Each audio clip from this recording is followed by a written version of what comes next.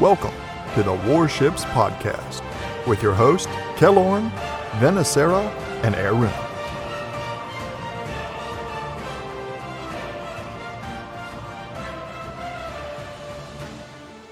Hello and welcome to episode 136 of the Warships Podcast. I'm your host, Kelorn, and Aerroon joins me today on this hot, smuggy summer day where we actually have NoZoupForYou filling in for Vanessa.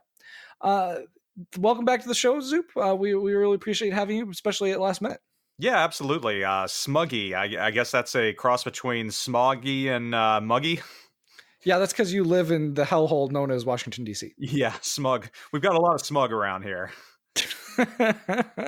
Speaking of summer, next week I will be on vacation visiting some family in Michigan. So Vanessa and Aerroon will be taking over again for me next week, which is really awesome. So we can continue to have episodes even when I'm not around. So Aerroon, do you guys have a guest in mind yet? Are you going to get Zoop to come back again? We don't have a guest in mind yet, but I would like to know, do you guys have anybody to recommend? Or Zoop, would you like to join us next week as well? I might be able to, but I'm sure we can find someone to guest star on the show. Well, let me mull it over and think and see if there's anyone that we can pull in here.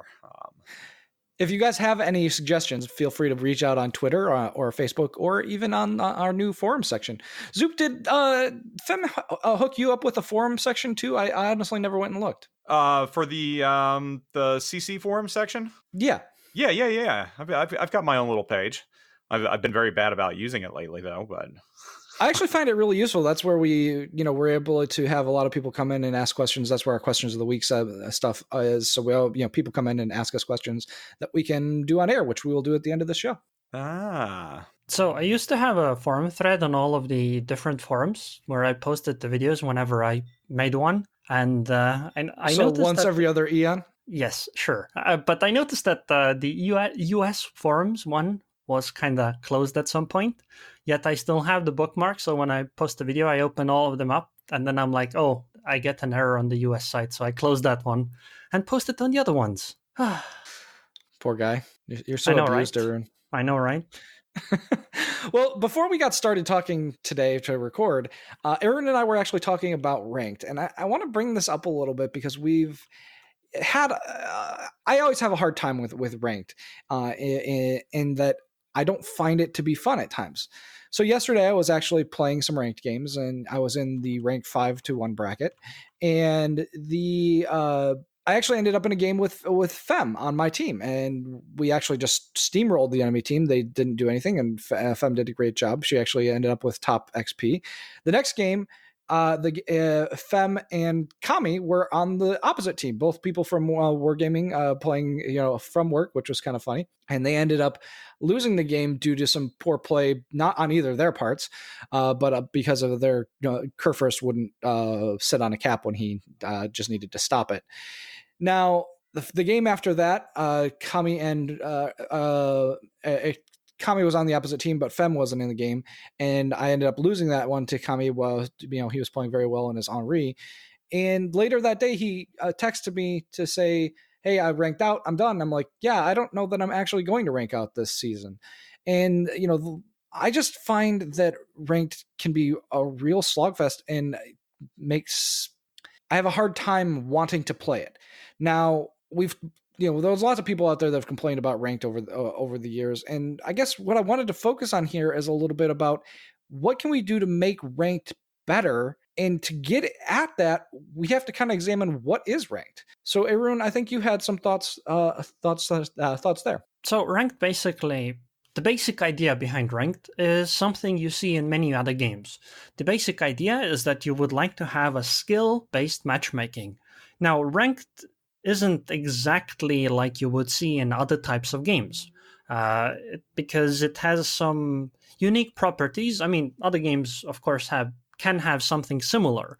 So the basic idea behind skill-based matchmaking and other types of games is that you have like a rating that basically tries to ascribe what your skill level is. So for example, in a game like League of Legends or Dota or StarCraft or something like that, you will have usually a type of rating that's somewhat comparable to how ELO works in chess, for example. So you have like a number, and if you play against, like, let's say your rating is 1500, you play against an opponent. If the opponent's rating is higher than yours, if you win, you get more points. And the opponent loses more points or rating. If you play against a weaker player, if you win, you get fewer points, etc. And so if you play enough games in a rating system like that, your rating will approximate some kind of skill level. And if other players play many games as well, your rating percentage will be somewhere that's generally appropriate for your skill level. So it'll be like a ranking system where your rank will determine roughly your skill level. Now, it's not exact, and you need many games usually to get there, but it tends to work. And so when matchmaking makes or tries to match you up with players to play against and play with, it picks players with a similar type of rating.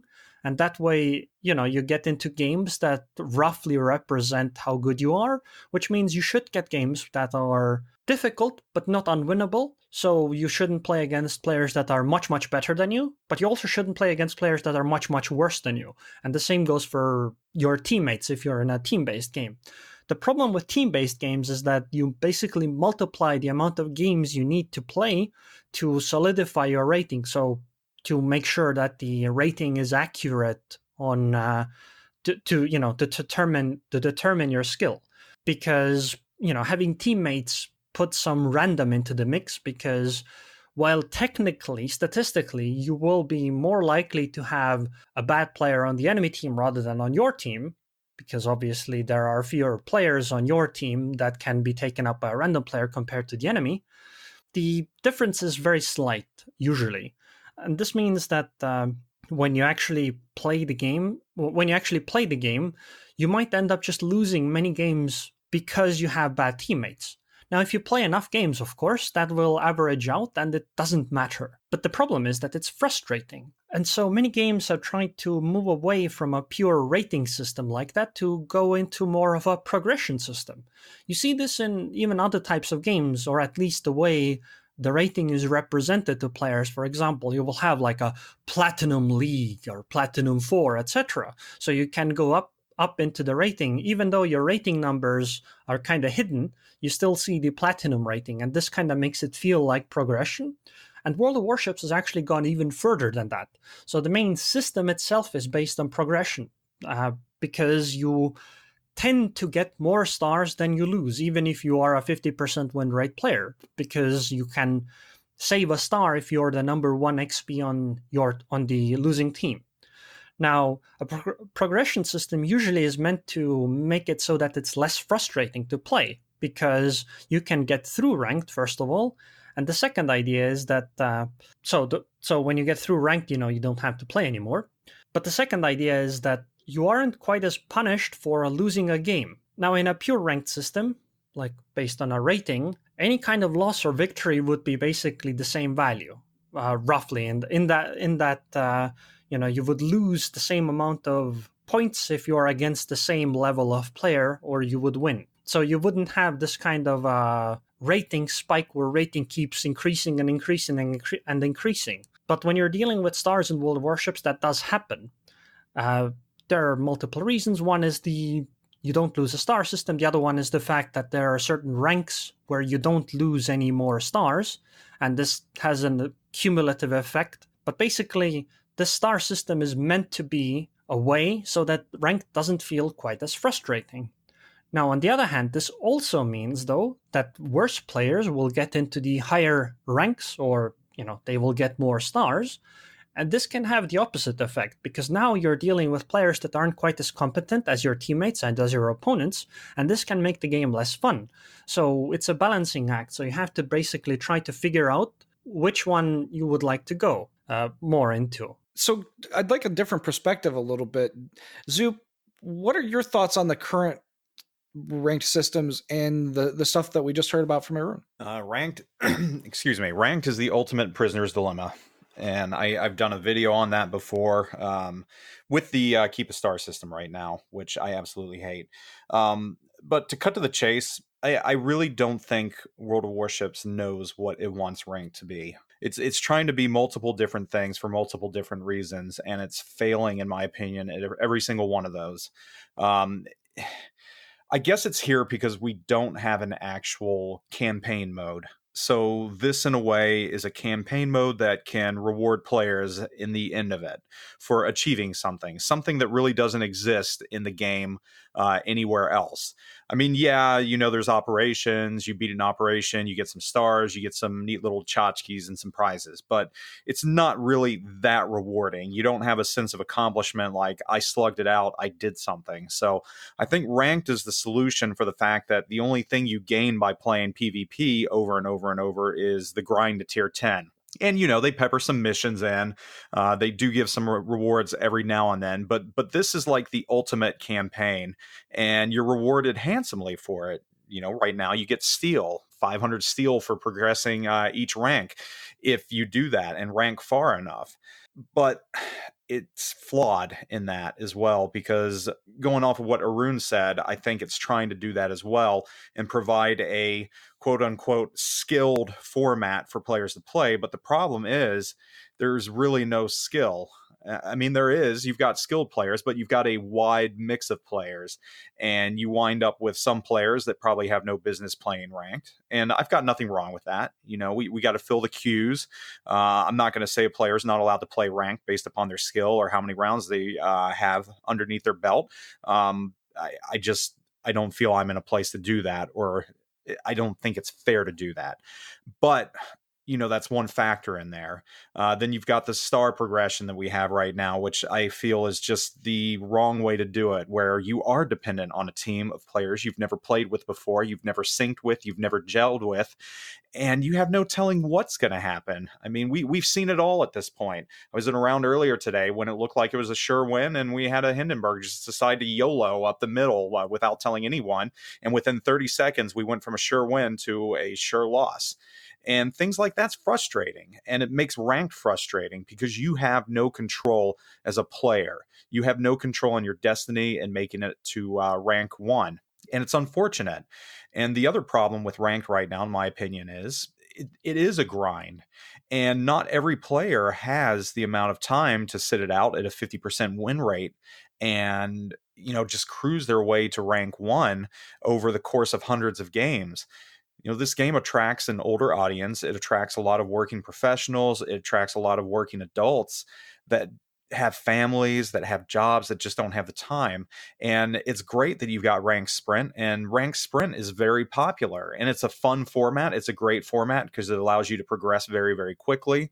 It allows you to do so with teammates, one other teammate, but the rewards just aren't what they are in Ranked. You've kind of got the golden goose in ranked. You've got steel, and unfortunately, we've got a lot of very high tier and good ships that are hidden behind a steel wall that is just absolutely unobtainable for a lot of players. Some that have been playing for 3-4 years or even since the beginning of the game, and they'll never be able to get these ships unless there's another snowflake event, just because they don't have the time to put into clans, don't have the time to put into ranks. So really, I think rank needs to decide what it wants to be.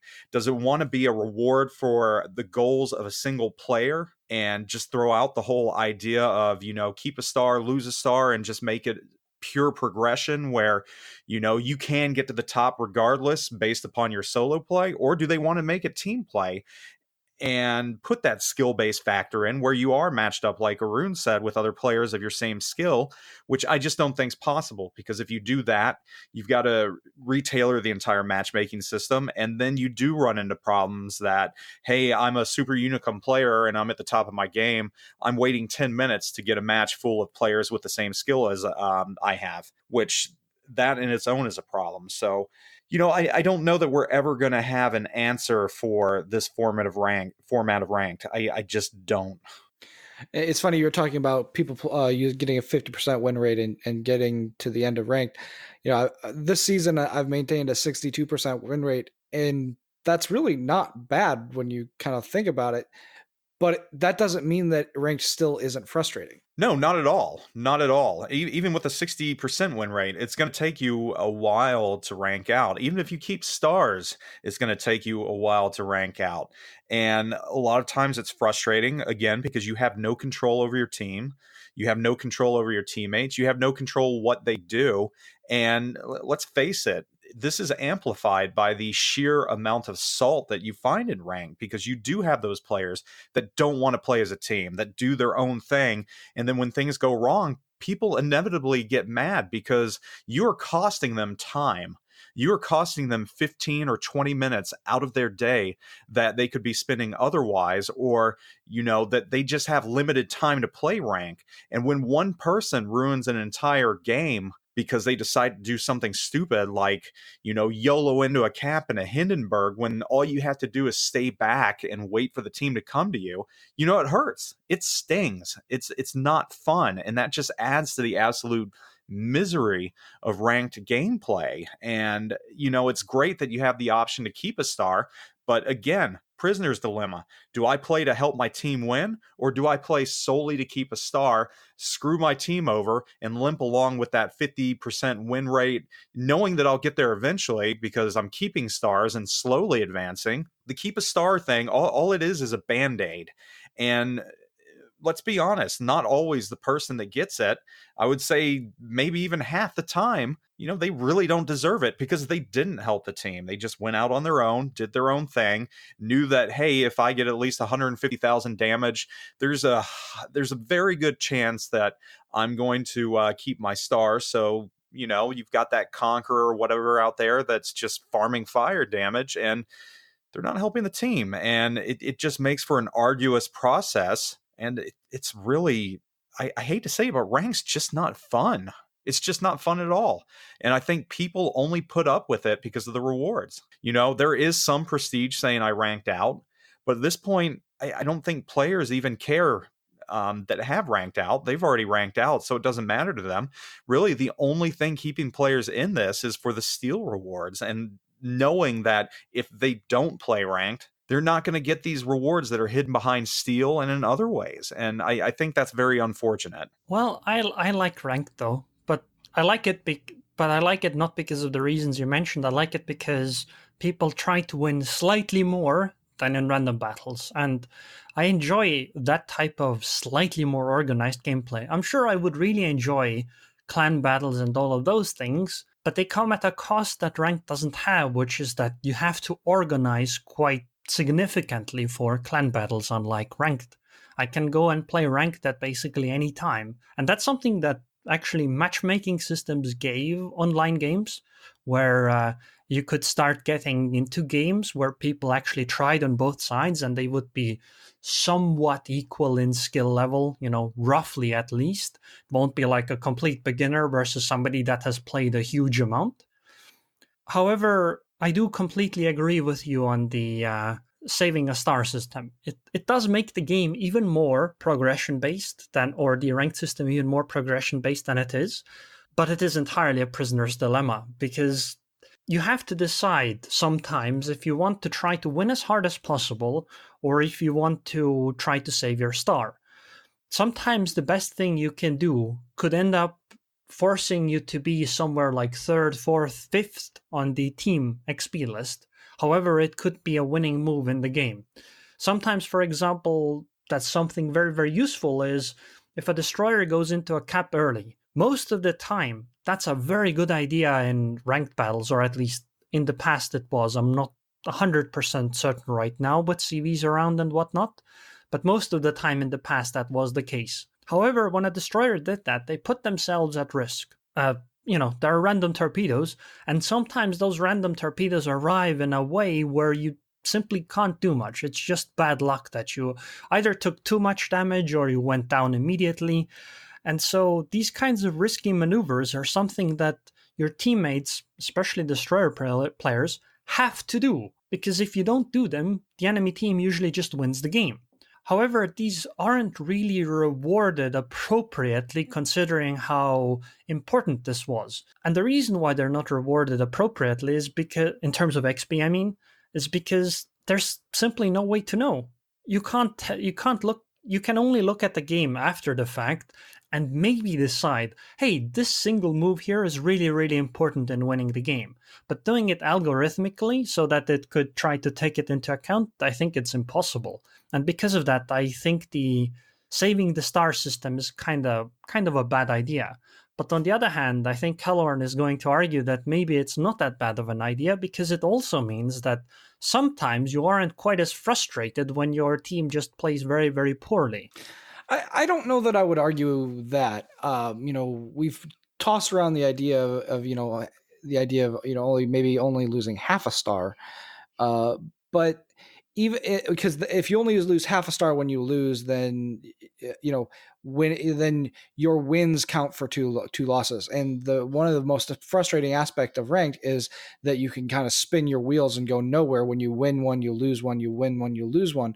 And yes, if you were the top XP, you didn't lose a star, but even then, I don't like doing that. See, and I don't like that system because right now I play a Yamato, and when I play my Yamato, the point of playing the Yamato for me is to do as much damage to the enemy team, particularly their cruisers and their battleships, as possible, because the Yamato is really good at that.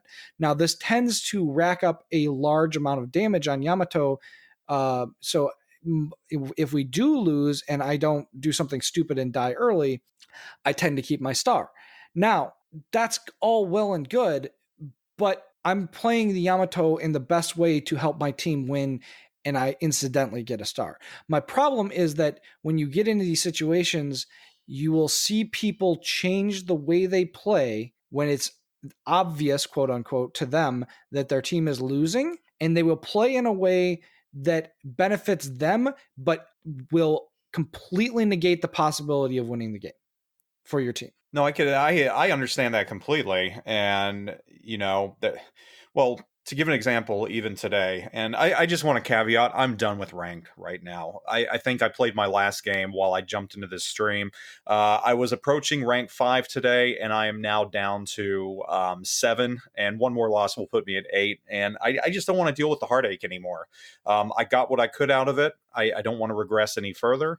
I'm just not very happy with it right now. But going off what you said, okay, you do a lot of damage in the Yamato, and that theoretically helps the team. You are helping the team. Now, say you have a destroyer on your team, and they're doing everything they can to help the team. They've capped maybe the only 2 caps that your team has capped in the game. They've smoked up your teammates so that they're allowed to do their job.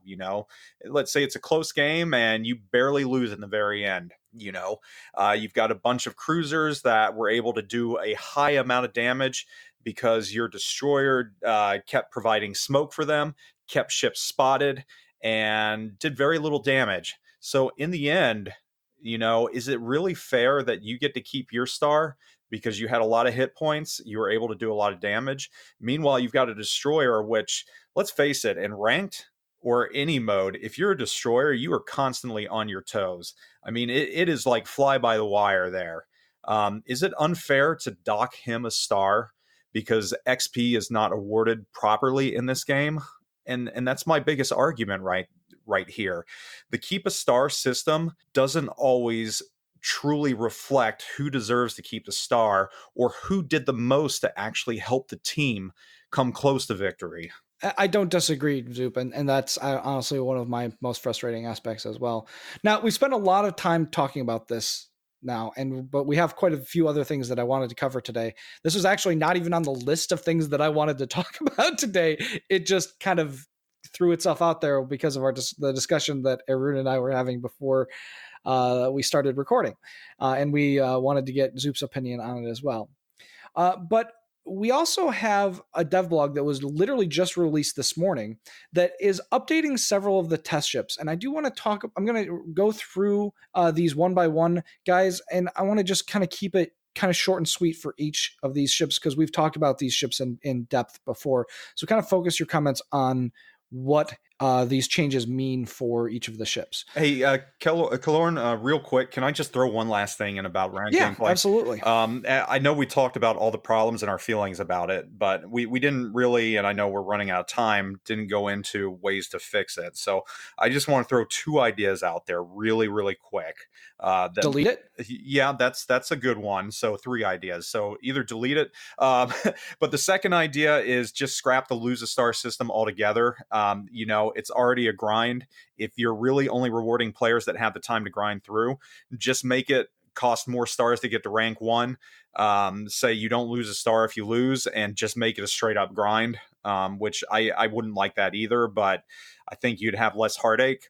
Or third, to at least make it more fun, kind of go to what Rank Sprint's doing and allow teammates. Allow people to division up with one other person and at least have a little control over what happens, and just try and make it so matchmaking, mirrors it per team. So if there's 2 divisions of 2 players per team, both sides have that. It might throw the queues a little wonky, but I think that would make ranked a little more enjoyable. And now I've said my piece. So mic drop. Yeah. Alrighty. The first one up is actually in regards to Hill, which we actually haven't talked about at all yet. So I do want to let you guys talk about Hill, because we've missed out on that a couple of times. Today's devlog states that her main gun reload will increase from 4 seconds to 4.8 seconds. Now, this was the exception because we haven't even talked about Hill at all. So, Aerroon, Zoup, have you guys played Hill? And if so, what does this increase in gun reload mean for her? I have played the Hill. I find her to be... I don't want to call her a mediocre destroyer, because I don't think she's mediocre. She's a good gunboat. She's got strong guns. But this is tempered by the fact that you have relatively poor concealment. It's over 6 kilometers. I think it's around 6'2" or 6'3". I don't have the stats in front of me. I'm just going off of memory. And on top of that, you have abysmal torpedoes. They have a maximum range of, I think, 4.4 kilometers. So what you basically have is a Nicholas, a worse Nicholas, that is going to be facing tier 7 ships. And I don't think this nerf is the right way to go. Yes, your guns are pretty strong, but I don't feel the nerf is warranted based upon your concealment and your torpedoes.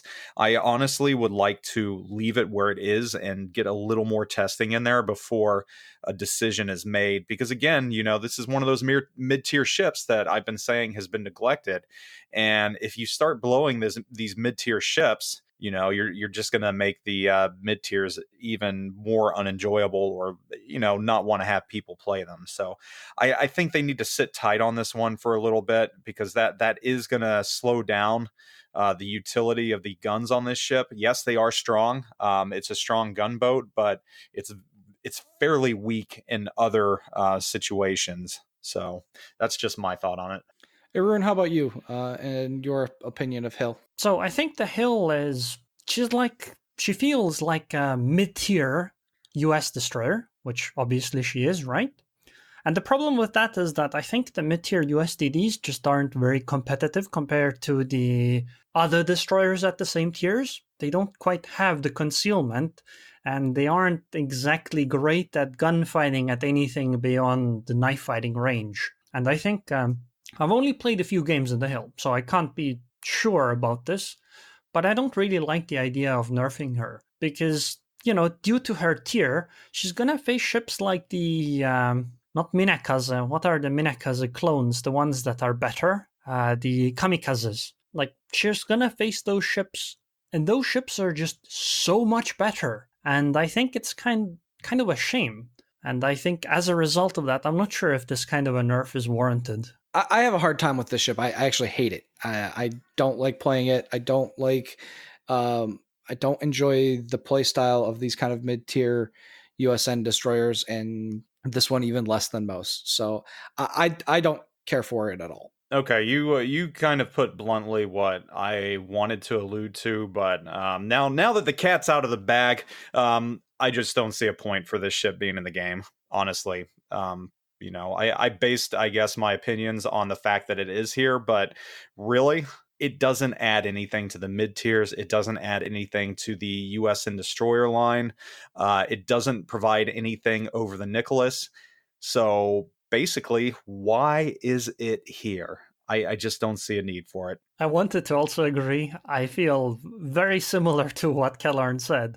The ship just, honestly though, I think it's not so much the hill in general, but rather, or the hill specifically, but rather tier 5 and 6 USDDs, like in general, maybe even Mahan a bit. I don't see the point in those ships most of the time. Like, those are ships you just want to play through and just never touch again because they just get so outclassed. And the biggest issue is that you also, at tier 5, get into tier 7 matches so often that you have to fight ships that you're simply inferior to in almost every way.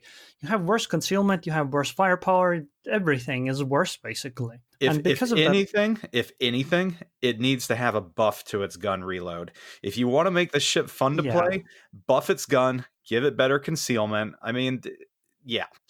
Yep, pretty much. I just don't see why. The ship isn't based on something that's very fun right now, and it's not amazing at what it does. So having another clone of a ship like that just doesn't seem to do much. Well, you heard from me first, guys. I will give you the blunt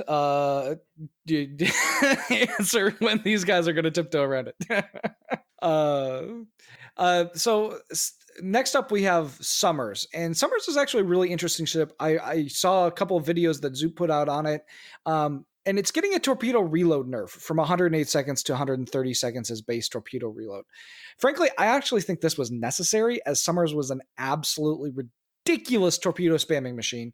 And I think she'll still be pretty strong after this, but I don't think she'll be quite as devastating as she was in her kind of last couple iterations. So, Zoup, since you put out the videos on Summers and you obviously really like the ship, do you think that, is this what you expected Wargaming to do to balance the ship? Yeah, absolutely. I hate to see the nerf happen just because it was so meme-worthy and fun having it, but it needed this nerf 100%. So, this is one of the few things in the dev blog today that I actually agree with, because with that 90-second reload, the ship was just... I mean, it was easy mode. You really didn't even have to guess. You could just fire your torps wherever you wanted, create a veritable torpedo soup, and you were bound to hit something, whether you're aiming for it or not. So I think this is definitely the right direction. I think the amount of time they added to it is probably a good amount of time. So I think this is definitely going to affect how much damage it's producing, but it's probably going to bring it down to a more normal level. So I think this nerf was totally warranted. I think people won't notice the nerf, to be honest. Sure, I mean, you'll notice it in some certain circumstances, but honestly, it doesn't really change basically anything about how you play the ship. Sure, you'll put out slightly fewer torpedoes, but it's only slightly fewer, and in every other aspect, the ship is just as strong as it was before. Although it also retains all of its weaknesses, like no anti-air, which is something I would really like to have something addressed about, because one of the most annoying things is that Summers can't shoot down fighter planes well, at least in my opinion. No, that's true, but I think that is somewhat true to history as well. So I think... Well, first off, I agree with you totally. I think the nerf was warranted, and for players that know how to play it in high tier destroyers, it's not going to affect them that much. It might decrease their overall damage per round a little bit, because instead of just slinging the torps when you have them available, you're going to have to actually... You're going to have to decide when to use them a little more. But the anti-aircraft, I don't have an issue with it on this ship. I just think it's an issue overall based upon what's going on right now. So it's kind of my feeling on that. I want to kind of disagree about the having to decide when to use your torpedoes. I mean, this is only a 22-second nerf. I really don't think this is going to change much. Yes, it'll slightly affect your average damage, but I think you'll play exactly the same way. Like, you'll just drop your torpedoes whenever, and you don't think about it too much, because it's 108 to 130. We're talking about the 20% nerf. It's a fairly big nerf, but in every other aspect, it's the same. Exactly the same. Yeah, I can see that. I don't disagree with you. I guess time will tell, and I know I'm going to look forward to continuing to play it when we get the new version for testing. So I guess stay tuned, and we'll definitely give you some updates on it, both Aerroon and myself, because really out of the ships we've gotten recently to test, between the Colbert and the Smolensk. They're all fun, but for some reason, I guess I just gravitated towards this ship, and I don't know if it's because I finally found a destroyer that I've enjoyed playing when things destroyer wise have kind of been a little bleak lately, but or I don't know if it's just my American bias, but I did enjoy Summers, and this was one that I'm actually looking forward to. So definitely going to continue to test it and see how it is affected. So, but no, I agree with you, Aerroon. I mean, it is a difference, but it's not a huge difference. It's not like a 1 minute nerf, which would have significantly changed things. In the scheme of things, you're just waiting around for a couple more ticks on the clock. Alrighty.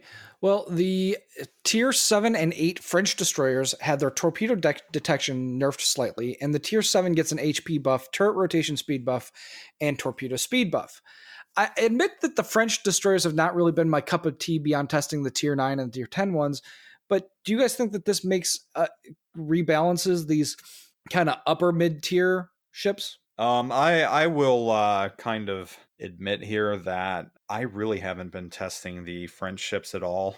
I tested the Tier 10. I think that might be the only one I've tested. And I think really right now what we've run into is we've just got so many ships right now to test. It's like pick your poison. Do you want to test the premiums or do you want to test the actual tech tree ships? And when you're limited with time, you've really got to go for one or the other. And I've chosen to invest a little more heavily in the premium ships, knowing that some of these ships, if they're hidden behind steel, I might not be able to play again, or at least for a long time.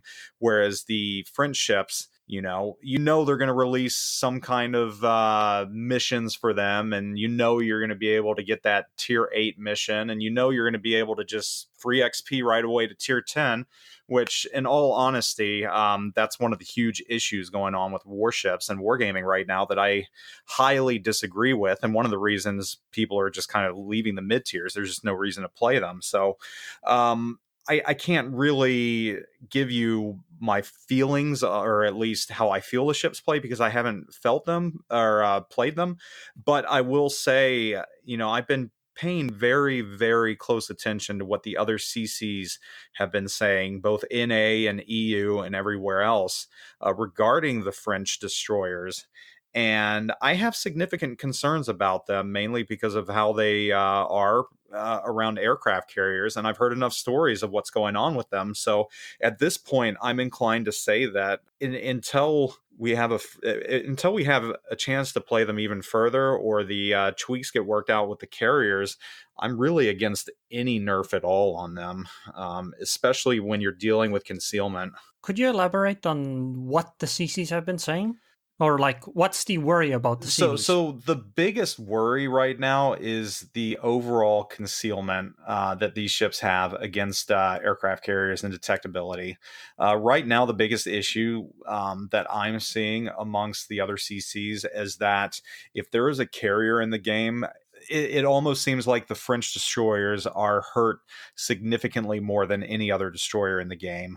That's what I'm seeing. And, if you're seeing something else, by all means, go ahead and let us know. But that is the main gripe I am seeing, that just when it was CVs in the game, it just absolutely wrecks their chances. Well, that hasn't been quite my experience, but not because I don't believe that's the case. It's just, when you're playing against a random CV, it's basically not even a coin toss, it's a dice roll whether the CV actually cares about attacking you. And so it's entirely possible that I just haven't got games where the CV does decide to really go after me. But I completely agree that the French destroyers are absolutely nothing they can do against CVs. Their anti-air isn't great, they don't have a smoke screen, meaning that if a CV decides to go after them, there's not much they can do to defend themselves in any capacity. But I would like to talk about the nerf on the La Fantasque. I've actually played her somewhat, like quite a few games. And something I noticed with the La Fantasque is that she is actually very similar to the Le Terrible. In fact, after playing the La Fantasque, I was like, wait, but the Le Terrible is very similar to this ship. And I really like the La Fantasque and the Mogador and whatnot. Why do I not like the Le Terrible? Maybe I should reevaluate that. And when you look at the change, what the Le Fantasque had over the Le Terrible was the fact that she had 75 knot torpedoes that go 8 kilometers, and they have a concealment of 1.4 kilometers. This nerf makes the concealment at 1.8 kilometers. Now, Wargaming says in the change notes, Le Fantasque has very fast torpedoes with a range of 8 kilometers, and she can easily hit enemies with them. These torpedoes were too strong for a Tier 8 destroyer. We decided to increase the detectability range of Le Fantasque torpedoes, so players would have a little more time to react to them. That's 28% worse, or you have 28% more time to react to them. That's quite a significant nerf, and I think I didn't expect it to be quite as bad. I expected the torpedo detectability to be increased to like 1.6 kilometers. Because right now the problem is that if you go purely by reaction time, the La Terrible's torpedoes are better. Sure, I think some of this nerf is completely warranted because the La Fantasque torpedoes are basically better than F3 torpedoes. They're 1 knot slower, but they have better concealment. Yes, they don't deal as much damage, but it's close enough. And so they felt really, really, really powerful at Tier 8. This is probably why they nerfed it to 1.8 kilometers on the concealment. On the other hand, this, in my opinion, makes the torpedoes probably slightly worse than the Le Terribles. And the Le Terrible has better reload, meaning that she's already a stronger gunboat than Le Fantasque. And I think the end result of this is that the Le Fantasque is just going to feel mediocre, just a worse Le Terrible, to be honest. And I think this nerf is quite slightly too much, maybe. Yeah, it might end up coming back too. The development's not. So would it be Le Terrible then? Just kidding. Sure. Just kidding. Man, between Aerroon and Zoup, we've got the worst puns ever. But okay. So Colbert is getting improved acceleration, which makes me wonder if she'll lose the propulsion upgrade ability and get it for free like the British cruisers do. In addition, she's getting a third base charge for her repair party. But I'm not actually sure that the extra survivability is really as big a deal as it seems at the first glance, because the total HP on Colbert is so low that it's pretty stupidly easy to get one shot even by a cruiser. I'm against any buffs on this ship whatsoever. I don't think it needs any buffs at all. I think it is an outrageously fast-firing ship that can just cause not only damage to ships, but psychological damage to the players playing those ships. And it's a risk-reward ship. I mean, if you play it smart, you use terrain the way you need to, you're just going to absolutely decimate multiple ships at a time, shifting and spreading fire. And if you get caught in the open, you're going to get what you deserve. So the sheer overpoweredness of this ship's rate of fire and its guns are tempered by the fact that you can get one-shotted that easily. I just really don't... It seems like these buffs are a band-aid of some sorts, but I don't know what they're trying to heal, because there's just really nothing that this ship needs right now. That's just kind of my opinion. I don't agree with a propulsion increase. You know, you've got your speed boost. If you want to go somewhere faster, use that. I just don't think this ship needs anything. And in general, I think these high-tier ships, and I don't know what Wargaming's thinking with them. It's almost like they've gone off the rails. The Smolensk, this ship, they're just crazy.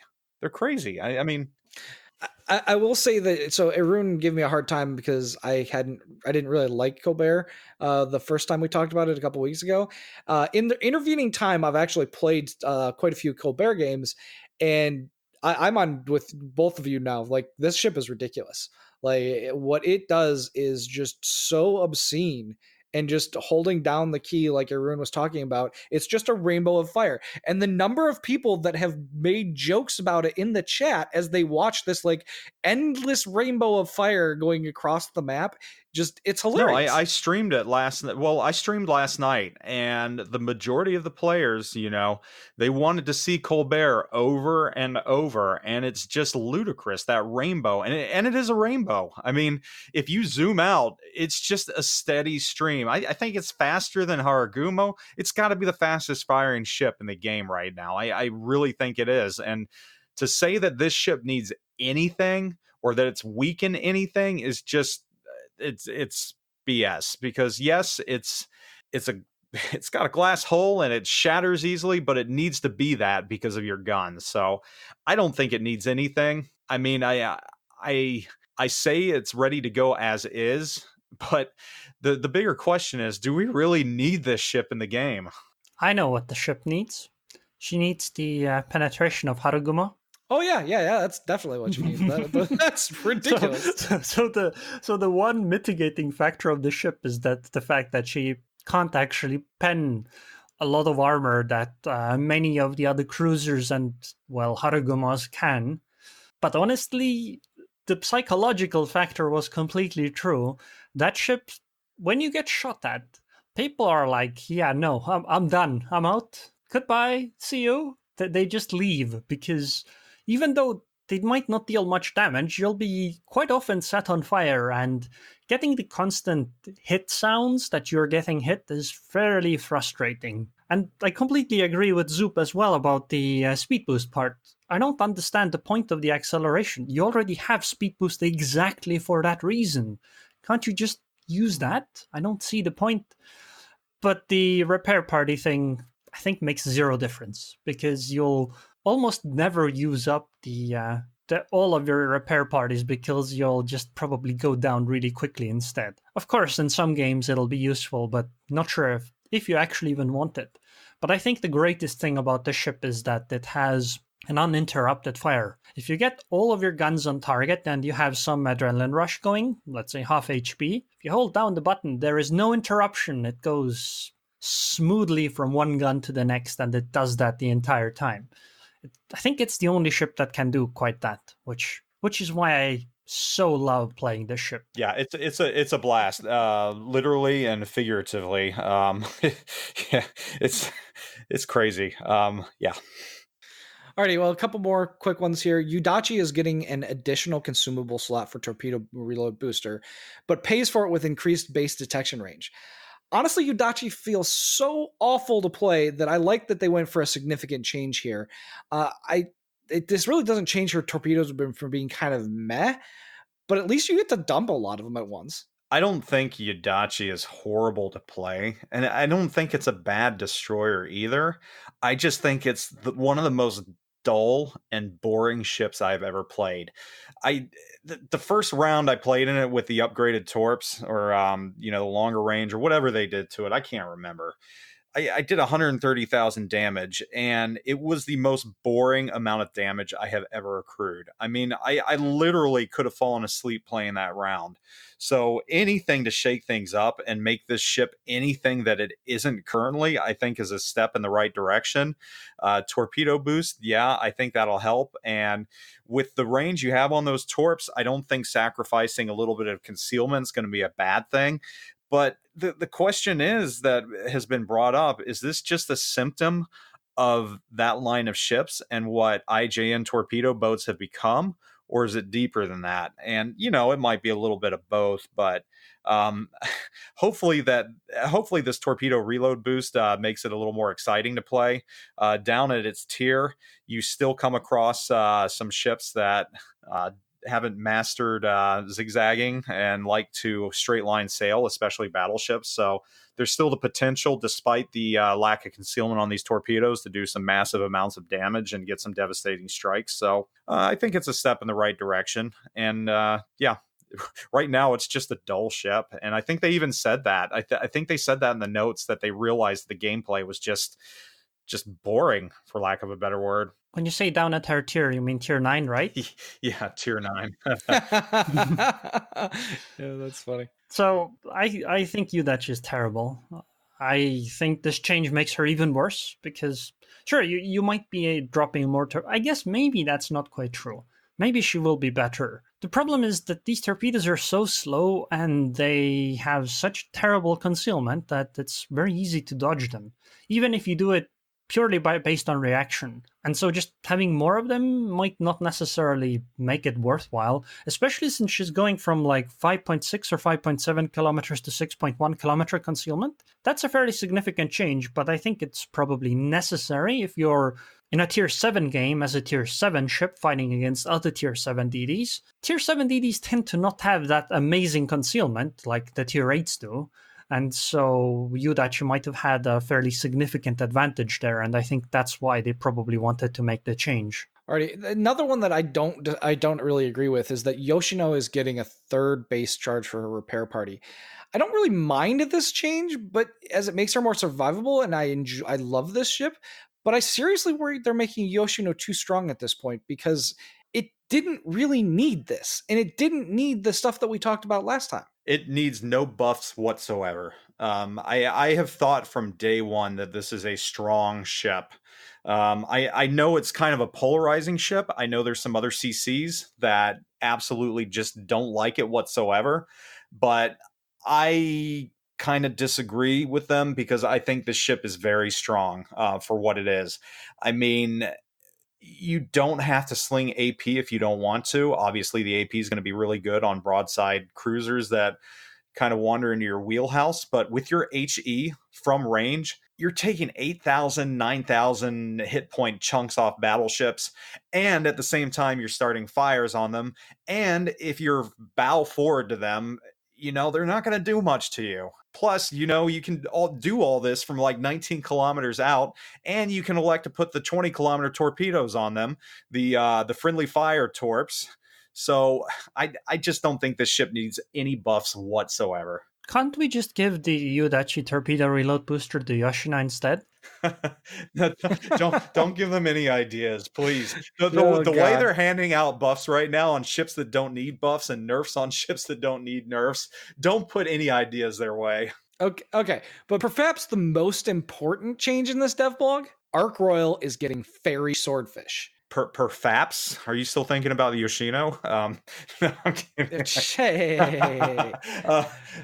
For those that don't know, fairy swordfish were the obsolete biplane torpedo bombers that disabled Bismarck, jamming her rudder and forcing her to sail in circles until the British home fleet caught up to smash her to pieces.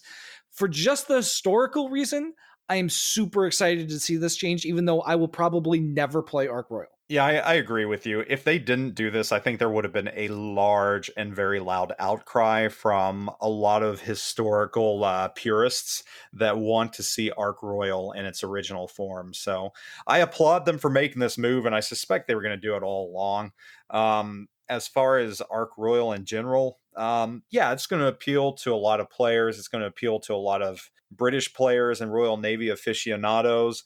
As for myself, I've kind of moved past mid-tier aircraft carriers. They're just not my jam. So I'll test it.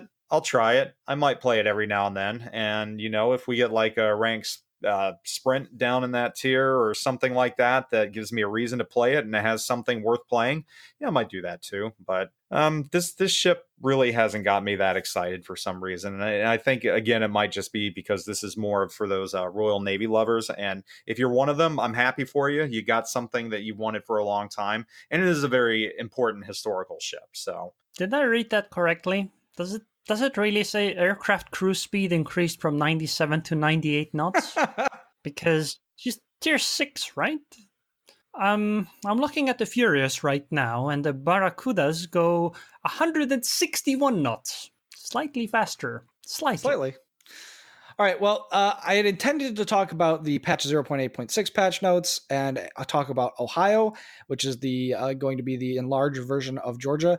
But I'm going to let those pass on to next week for you guys, Aerroon, and I'll give you the notes here so that you can talk about that week, because we are getting real close on the end of time, and we have 2 excellent questions of the week that I actually want to get to. So first off, Dacian from the forums asked, as I was listening to last week's podcast, in particular the section on the ship choices for Tier 7 ranked, you mentioned Boise. I always thought she was just a Helena clone that was premium, but apparently there are significant differences in how they play based on their consumables. Could you guys compare the two and explain the advantages one has of the other? Because I may consider buying Boise, as Helena is my favorite ship to play. Now, before we get into let Aerroon and Zoop talk about their experiences, I just want to talk about the differences in statistics a little bit here. Now, Helena has the faster reload. She actually fires every 8.5 seconds, while Boise fires every 10 seconds. Helena has 33,300 hit points, which is the same as Boise, and their max range is very similar at 13.6 for Boise and 14.6 for Helena. Now, the speed on Helena is 32.5, whereas the speed on Boise is 30 knots. The clone aspect is Boise is actually a clone of Nueva de Julio, because Boise was a U.S. and light cruiser in World War II, and then was sold to the Argentine Armada to be used as that ship. That's just why you see her as cloned in that sense. But both of those ships are premium. Now, the big difference is that Boise has access to the repair party HP repair consumable. So Boise tends to be much more survivable than Helena does, even though Helena has the higher DPM. So in that sense, I actually enjoy playing Boise more because I have much more staying power and have much more ability to influence the game than I do in Helena, even though Helena has a theoretically higher damage per minute. It's been so long since I played either of those ships, but from what I remember, with Boise, I just remember doing a lot of damage on ships and starting a lot of fires on them and being able to heal myself and keep myself in the game for a very long time. And I think that pretty much goes hand in hand with what you've just said. So if you're a player out there that likes the Helena and doesn't have the Boise, both Boise and Nueva de Julio, in my opinion, are great premiums. I mean, now I kind of want to play them a little more just because I am remembering how much fun I had in them. And I guess that's the problem with having so many ships laying around. But no, don't think of Boise as a clone of the Helena. It really is different. And I think if you're good at Helena and enjoy the Helena, you're going to do really good with the Boise, and you're going to enjoy the Boise just for the sheer amount of fires you can start with it and that heal. I mean, I think the heal's similar to British heal in a way, isn't it? Or close to it. It's got really good heal on it. I have to make a small confession. I've never played the Helena. I do enjoy the Boise once in a while, but I think the range on her wasn't that great, right? No, I think the range is down to like 14.6 or something like that. It's gimped a little bit to make up for the fact that you have more guns on the Boise, don't you? Or there's something about it, but it makes it a lot better. They actually both have the same number of guns. Okay, all right. They both have 15 guns. Boise just has a lower rate of fire because she has the longer staying power. Okay, there you go. Okay. So anyhow, yeah, you've got longer staying power. Boise's a good ship. I mean, I guess at this point, think of it this way. Helena is to Des Moines as Boise is to Salem. I guess that's fair. Yeah. I think there are a few other differences, but that's a pretty close thing. I guess I have to agree here with Daishian. I love Helena and I love Boise. They are two of the most fun ships to play in the game, and they actually up tier pretty well. Boise a little better just because of her staying power. So I would, if you enjoy Helena, I highly recommend picking up Boise as a premium ship. So next, INS Hunter 1948, and INS in this he wanted to make sure it was Indian Naval Service. From Facebook asks, with the announcement of Ohio, as well as other premiums like Smolensk and Colbert, I think Wargaming is neglecting the mid-tiers. As since the announcement of scenarios, there has been nothing new for T5 and Tier 6 players, as well as premiums like Molotov and Admiral Makarov have been forgotten.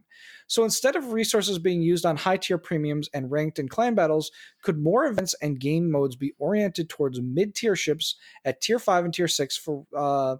And for reference, I'm talking about, is Wargaming neglecting mid-tiers video by none other than our NoZoupForYou. So you're here at exactly the right time, NoZoup. Since you already put your things out in the video, Zoop, let's actually start with Aerroon on this one. Yep. I think Wargaming is neglecting mid-tiers, but I'm not unhappy about it too much because I think mid-tiers get screwed by matchmaking, and as a result, I'm not that into mid-tiers. And my guess is that many players feel the same way. And because of that, I think it makes business sense for Wargaming to kind of neglect the mid-tiers. On the other hand, though, maybe they could just, fix matchmaking or try to improve it so that mid-tiers are better. Because I would really like to play Tirpitz and Bismarck, for example, and quite a few other tier 7 ships and 6 and 5 ships.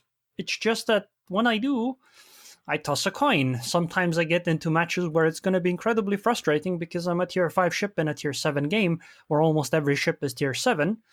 And that's not going to be fun. And because of games like that, like I said, I'm not really too worried about the fact that they kind of neglect the mid-tiers. On the other hand, I kind of wish they didn't and would just simply improve matchmaking in that sense. Maybe make matchmaking less aggressive on matching into the higher tiers. So say, for example, in the first 3 minutes, it tries to get you into a +-1 game, and only then it tries to get into a +-2 game after the 3 minutes have passed. Well, Zoup, I do want you to be able to give us a little bit of an overview about why you made the video in the first place that INS Hunter is referencing, and then what your basic thoughts are for those that might not have seen the video. So the reason why I made the video, it was partly due to interactions that I had during Anchors Away up at USS Massachusetts and New Jersey. I had a lot of players come up to me and say they feel like, they've been left behind in the mid-tiers. Because let's face it, there's some players that just do not want to play tier 10 battles. There's some players that get to tier 8 and they don't want to progress, or tier 7 for those reasons, because of the high salinity that is accompanied by tier 10, because of the ships, and just it can be really hard, and your capacity to carry, if you're a good player, it diminishes.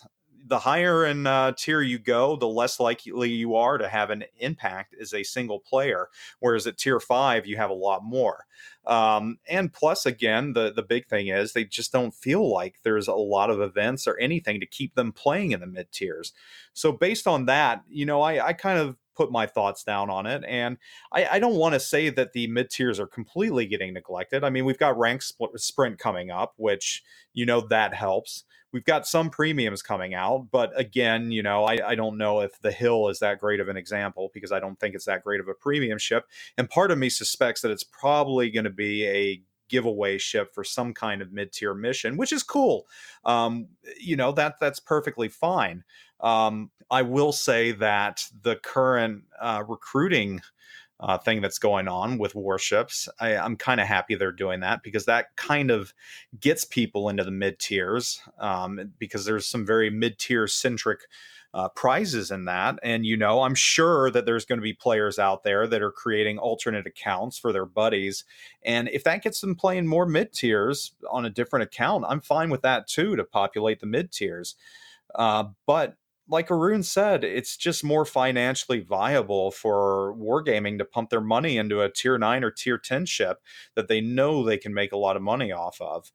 So I think a lot of it is just economy. I alluded to it earlier as well. One of the big issues is Wargaming is kind of shooting itself in the foot and unwillingly screwing the mid-tiers over. Every time we have a new ship line come out, we get crates regarding some type of mission for that. Like, we're going to have Tour de France, or whatever they're going to call it, this upcoming destroyer release, and there's going to be crates for that, and I guarantee you those crates are going to have missions, and players are just going to bypass the mid-tiers completely.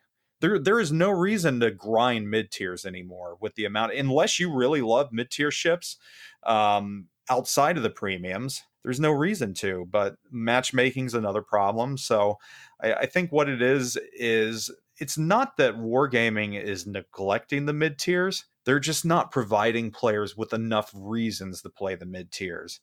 If you give them reasons, I guarantee you players are going to dust off their kamikazes and their other ships that, they enjoy back in the day or enjoy playing every now and then. But, tier 10 just is the ultimate end goal. And I guess the other thing is we just need to realize that, no, tier 10 is not the end of the game. I mean, every tier in its own is its own battle. So there's a lot of issues right now. There are. So I don't know. Alrighty. Well, for my own sake, I used to enjoy Tier 6 and Tier 7 battles as some of the most fun that I've had in World Warships, and both of those have kind of gotten, and even Tier 8, and all three of those tiers have had a lot of difficulty lately. Getting games where you don't just feel like you're getting crushed.